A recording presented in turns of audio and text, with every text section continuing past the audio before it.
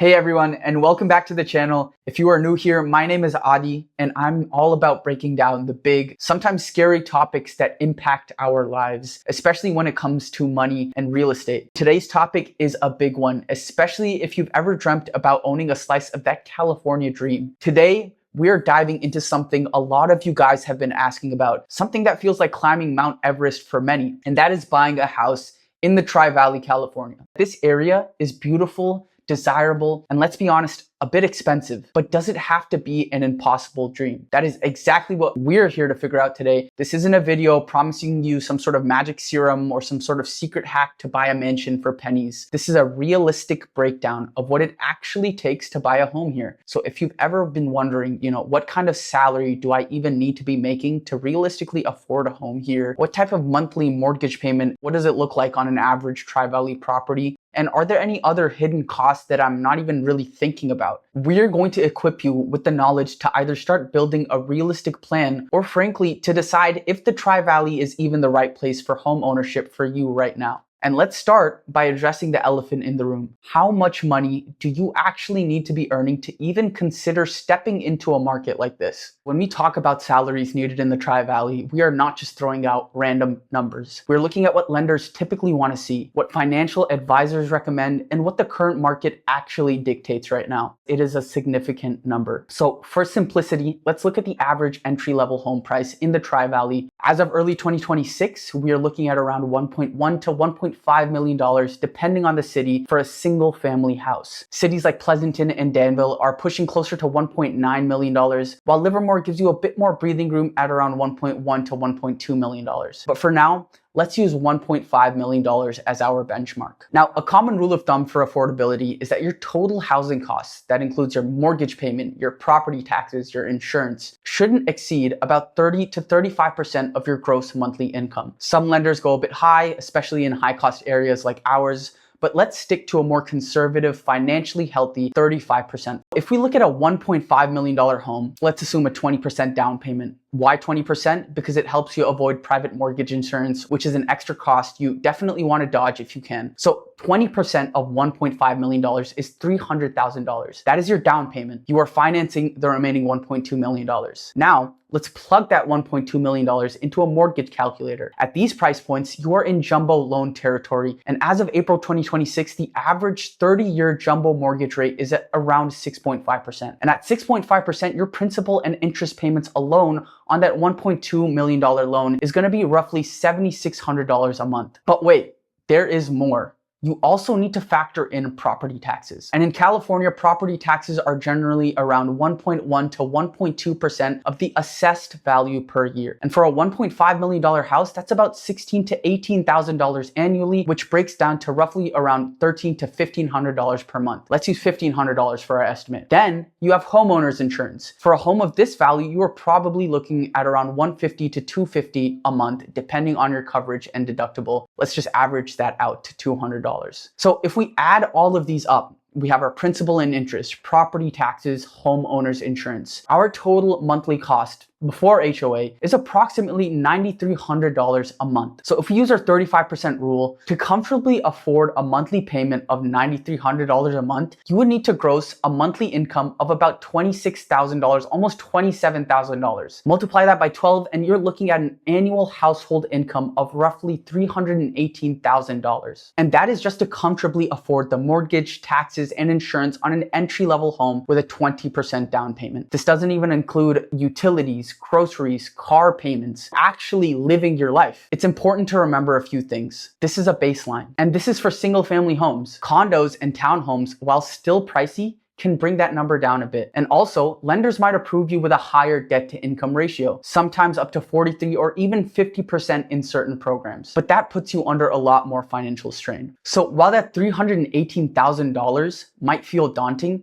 it is a realistic benchmark for what it actually takes to buy a home here, assuming a 20% down payment and aiming for financial comfort. It gives you a clear target, or at least a clear understanding of the financial landscape. Okay, so what if that 20% down payment feels like a mountain you can't quite climb right now? What if you're thinking, there is no way I have $300,000 sitting in my bank account ready for me to put down a down payment on? You are not alone. Many first-time home buyers and even repeat buyers don't put down 20%. So let's dive into what actually happens when you put down less. The immediate impact is that your loan amount is going to go up, and a bigger loan amount means a bigger principal and interest payment each month. But there is a significant factor that comes into play, which is called PMI, or private mortgage insurance. Now, PMI is basically an insurance policy that protects the lender in case you default on your loan. And it's usually required when you put down less than 20%. Now, the cost of PMI can vary, but it's typically anywhere from 0.3 to 1.5% of your original loan amount per year divided by 12 for monthly payments. Now, let's revisit our $1.5 million home. If you put down, say, 10%, that's $150,000. Still a substantial amount, but half of our previous example. That means you are now borrowing $1.35 million. Now, using that same 6.5% jumbo rate, your principal and interest payments now come out to approximately $8,500 a month. But now we have to add PMI as well. So let's estimate PMI at around 0.5% of the loan amount annually. So 0.5% of $1.35 million is roughly around $6,700 a year, or about $562 a month. So now with all those numbers, let's recalculate our total monthly housing cost with a 10% down payment. Principal and interest, property taxes, homeowner insurance, PMI. Adding all of those up, our total monthly housing cost before HOA is approximately $10,795. See how that jumped? From $9,285 to nearly $11,000 per month. To comfortably afford this new payment of $11,000 per month with our 35% rule, you'd need a gross monthly income of about $30,000 a month. Multiply that by 12, and we're talking about an annual household income of roughly $370,000 a year. So while the down payment is smaller, your required income actually increases because of that additional PMI cost and the larger loan amount. It's a trade-off. PMI isn't forever. You can often get rid of it once you've had enough equity in your home, but it's a significant monthly expense in those initial years. This is why saving for a larger down payment is often emphasized. It not only reduces your monthly mortgage payment, but it also helps you avoid PMI altogether. However, for many, waiting to save 20% means waiting even longer. And in a market like the Tri-Valley, property values might continue to climb, making that 20% down payment an ever-moving target. So we've talked about the big numbers, the down payment, the monthly payments, the required income. But what about all those other costs that pop up when you're actually buying the house? It's not just about the down payment and the future mortgage payments. There are closing costs, which can be a significant surprise for first-time home buyers. Now, closing costs are basically all the fees associated with finalizing your home purchase. Think of them as the administrative fees for the biggest purchase of your life. They can include things like loan origination fees, appraisal fees, title insurance, escrow fees, recording fees, attorney fees. These costs typically range from 2% to 5% of the loan amount. So on our $1.5 million home, even if you're putting down 20%, you're still looking at a loan of $1.2 million. Now, 2% of that is $24,000, and 5% is a whopping $60,000. That's money you need to have liquid and ready on top of your down payment. So for our 20% down payment example, where you needed $300,000 for your down payment, you'd realistically need to budget an additional $24,000 to $60,000 for closing costs. That means your total upfront cash needed could be anywhere from $324,000 to $360,000. So for the 10% down scenario, with $150,000 down payment, you'd be looking at an additional $27,000 to $67,000 in closing costs on the $1.35 million loan. So upfront, you would need $177,000 to $217,000 readily available. Okay, we have finally made it to the end of the video.